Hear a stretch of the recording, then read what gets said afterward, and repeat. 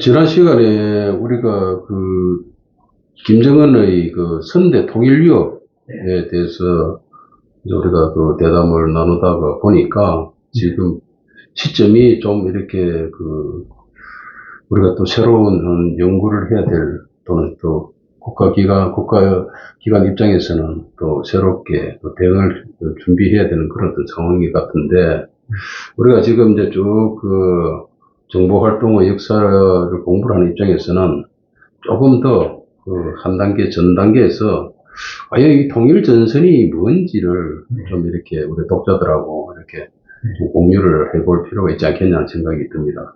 그래서 김일성의 통일 전선 구축 공작에 대해서 어떻게 좀 한번 이렇게 이야기를 나눠봤으면 좋겠습니다. 네. 잘 알겠습니다.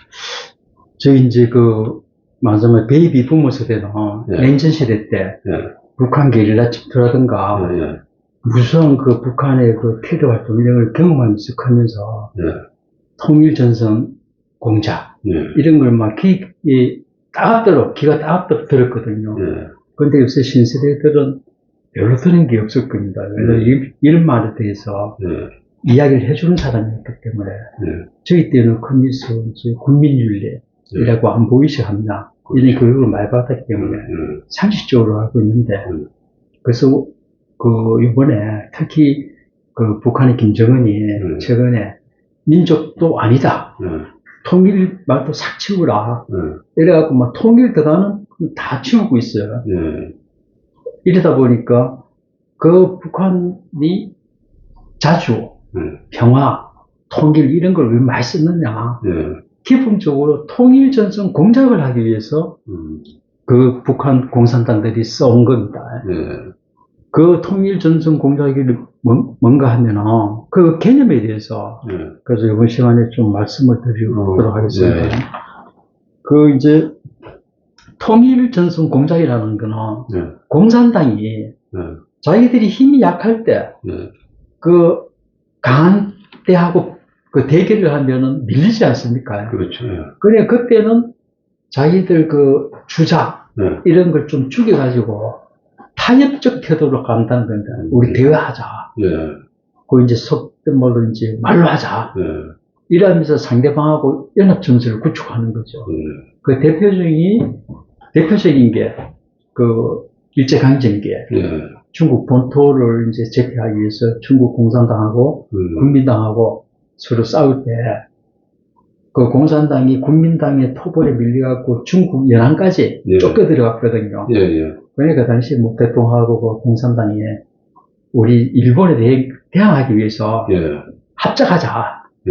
그래갖고 항의를 모토로 내세워서 통일전선을 구축합니다. 국공합작. 그래서 대통령이 나중에 1949년 10월 1일 날 북경에 공산당 정권을 세우는데 성공하고 나서 우리 크게 세 가지 보배 때문에 우리가 이겼다. 팔로군.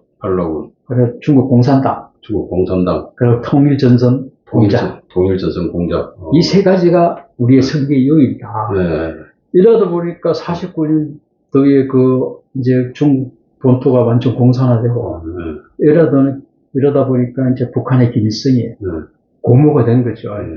말하자면은 정부 시간에 말한 대륙 세력의 힘이 뭉치기 시작하는 겁니다. 그리고 해양 사격은 그 당시에 미국과 2차 대전이 끝나니까 이제 평화가 왔다. 그래서 전시 체제를 정리를 하고 평시 체제로 전환을 하면서 군사력을 급격히 감축해 나가고 빠지고 주한미군도 철수하고 이런 상황에서 이제 북한의 세력이 이제 커지기 시작한 거죠. 그 와중에 보면 그때 6.25 전쟁 때 보면 의미가 있는 게 미군이 또 6.25 직전에 또 철수를 했지 않습니까?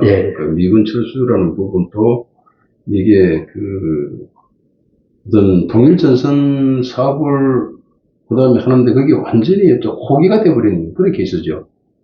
미군 철수하고 통일전선하고는 조금 거리가 있습니다.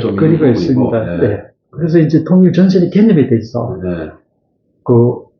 기회 있으면 이제 주한미군 철수에 파생된 우리 이제 그 안보통일연구원이 5월 30일 날 세미나를 하는데, 예. 그래서 또 1세시에도 정보 실패를 다루는데, 예. 그래서 또 이제 조합 미국을 출소할 적에 예. 정보 오파, 오판. 거기에 대해서 시간이 나면은, 예. 우리 독자분들한테, 예. 저는 이런 관점에 대해서 그 국가정보학 케이스 발간하는 국가정보연구하는 학술 논문집이 있습니다. 예. 거기에 제가 그걸 분석해서 투판했기 때문에, 예. 그것도 소개를 아주 잘 해주시면 좋겠네요. 예, 좀 소개를 드리겠습니다. 그래서 통일 전선의 그 개념에 대해서, 예. 그 우리가 이제 학술적 용어 뭐 이런 걸 설명하면 독자분들이 조금 또 식상하실 거고 이래서, 예. 김일성이가 예. 통일 전선에 대해서 한 말, 예. 그리고 김정일이가 예. 통일 전선에 대해서 한 말, 예. 여기에 대해서 좀 그 말 소개를 드리겠습니다. 예. 그래서 김일성은 1964년 2월 27일 예. 조선노동당 중앙위원회 제4기 8차 전원회의에서 예. 통일전선 사업의 필요성에 대해서 강조한 연설이 있습니다. 그리고 이런 문건도 그 냉전시대에는 입수하기 힘들었지만 탈냉전시대 때 예. 우리나라의 그 언론 자유화가 되면서 많은 학자들이 예. 북한 문건도 많이 입수해서 소개를 했죠. 예. 그래서 이제 김일성이 한 말도 예. 그때 소개가 된 겁니다. 예. 그 보면은 1989년도에 예. 이한균이라고 하는 학자가 예. 북한의 통일정책 변천사 이런 책을 냈는데 예. 그 김일성의 그 연설 자료 이런 걸 원문 그대로 많이 묶어서 예. 편집을 했더라고요. 그 책에 보니까 김일성이가 예. 1964년 2월 27일 날 그 연설에서 예. 그 부분을 그 김일성이 한 말 그대로 읽어드리면은 예. 김일성이가 그렇게 말을 했더라고요. 통일전선 사업을 잘해야 할 필요성이 어디에 있습니까? 예. 이 사업을 잘하면은 예. 첫째, 예. 혁명의 주력군을 키우는데 아주 유리합니다. 예. 그 혁명의 주력군은 뭔가 아마 노농동맹, 예. 노동자 농민동맹, 예. 그 혁명의 주력군인데 예. 이 혁명의 주력군을 키우는데 그 주변에 있는 광범한 군중을 먹고 세워서 통일전선을 형성해야 된다. 이렇게 하면서 그 혁명의 주력군 옆에 있는 계층을 이제 학생청, 지식인들, 그 이제 남한 사회에 그 당시에 보면은 그 한일 협약이 타결이 되니까 한일, 북한에서 막 그 한일 굴욕적 남한에서 굴욕적 한일회담 반대 이래갖고 뭐 데모 막 일어나니까 이걸 이제 선동하는 수단으로 그걸 많이 이제 배후 조정하는 수단으로 우리 통일전선 언급을 했고요. 지식인들, 학생들을 노동자 농민하고 연결시켜줘라. 그 김일성이가 이렇게 교수를 내리면 남한에 있는 공작원들이 또 이걸 하기 위해서 열심히 뛰어다니는 겁니다. 지하 공작을 위해서. 그리고 또 1966년 10월 달에 노동당 대표자회에서 또 김일성이가 보니까 그 통일전선 형성의 중요성을 강조하면서 그 방법에 대해서 그 김일성은 강조하면서 반미 구국 통일전선을 형성해라. 반미 구국 통일전선. 그 이제 그 2차 대전과 남북이 분단되고 나서 이제 김일성이가 그 소련군의 사주를 받아서 북한에 소련군 그 위성 정권을 세우면서 제일 이제 강조하는 게 남한은 미제국주의자들의 식민지다. 이걸 이제 기본 전제로 하죠. 그래서 맨날 남조선 혁명 이러면서 이야기하는 그 미제국주의자들의 식민지 상태에서 노예가 되어 있는 남조선 인민들을 구출해야 된다. 해방해야 된다? 그래서 그걸 이제 딱 함축적 용어로 반미, 미국에 반대하는 구국, 나라를 구하는 구국 통일전선을 세워라. 그게 민주해방전선이죠. 민주해방혁명 하게 되는 거죠. 그렇게 이제 해서 강조를 하고요. 그리고 이제 그 방법으로 그 김일성은 하청 통일전선을 형성해서 상층으로 나아가야 된다. 이런 말을 하면서 특히 1966년 10월달 그 노동당 대표사회 연설 중에 네. 그걸 쭉 읽어보다가 네. 저 눈에 확 들어오는 게 네. 김일성이 이런 말을 했더라고요. 남조선의 혁명 역량을 네. 길러내는 사업과 관련해서 네. 끝으로 한 가지 내가 강조해야 할 것이 있다. 네. 남조선에서 북으로 들어온 동무들을 네. 유능한 혁명간부로 키우는 게 중요하다. 아하. 유능한 혁명간부로. 그래서 이거 지금 북한에 예. 남조선에서 들어온 사람들이 많다. 아하. 그 6.25 전쟁이 끝나고는 네. 뭐 북한 인민군에 잡혀간 사람, 네. 또 자발적으로 넘어간 사람, 울북인 사람. 네. 네, 남한 출신들이 많았죠. 그렇죠. 예. 그래 김일성은 이 연설에서 네. 이 남조선 혁명하는데 네. 이 북에 있는 남조선 출신들이 네. 귀중한 보배 같다, 보배. 옛날 모택동이가 통일전선 보고 삼보이 하나라 했듯이 그렇지. 예. 보배 같은 존재들이다. 아하. 그리고 우리가 네. 이 동무들이 앞으로 남조선에 나가서 네. 정치, 경제, 사회, 문화 모든 분야에서 선봉적 역할을 하도록 네.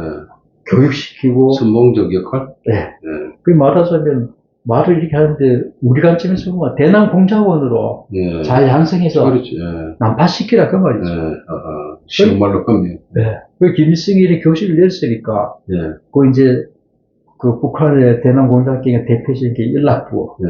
조사부, 네. 조사부라고 하는 걸 63년생겨 연락부는 해방 이후부터 쭉 네. 그 있었던 대남 공작기관인데 네. 그런 데서도 김일성 수령의 교시니까 교육을 쭉 시켜서 난파를 시켰겠죠. 네. 이렇게 그 이제 통일 전선까지 뭐 네. 그래서 이게 그 사례 중심으로 네. 말씀드린 그런 개념입니다. 그래서 네. 또 좀 더 구체적으로 말씀드리면 네. 1972년 8월 달에 네. 제1차 남북 적십자 회담이 있었습니다. 네. 처음으로 남북 적십자 회담 하기 위해서 이제 북한의 네. 적십자 회담 대표들한테 김일성이가 네. 이제 서울에 내려가서 회담하러 가니까 네. 또 이제 가서 뭐 수령님한테 다녀오겠습니다 하면서 인사하러 가니까 네. 김일성이가 그때 무슨 말을 했는가 하면 이 말에 대해서는 김명규라는 그 대남 간첩으로 난파됐다가 네. 동료 간첩을 사살하고 자수한 사람이 있습니다. 김명규. 네. 이 사람이 영웅칭호를 받은 난파공작원의 고백 네. 이런 책을 썼는데 네. 거기서 보니까 그 당시에 김일성이 한 말을 갖다가 대남 공작원한테 교육시켰는데 네. 그때 김일성은 이렇게 이야기했다는 거예요. 우리가 남조선 당국자들과 네. 대화를 하는 것은 네. 대화를 통해서 유리한 고지를 점령하려는 데 목적이 있다. 그들과 타협을 해서 네. 현상을 유지하는 게 아니다. 그리고 대화가 결렬되면 네. 그 책임을 적들에게 넘겨 씌워야 한다. 북한만은 넘겨 씌워야 한다. 그래서 동무들은 항상 이 점을 명심해야 된다.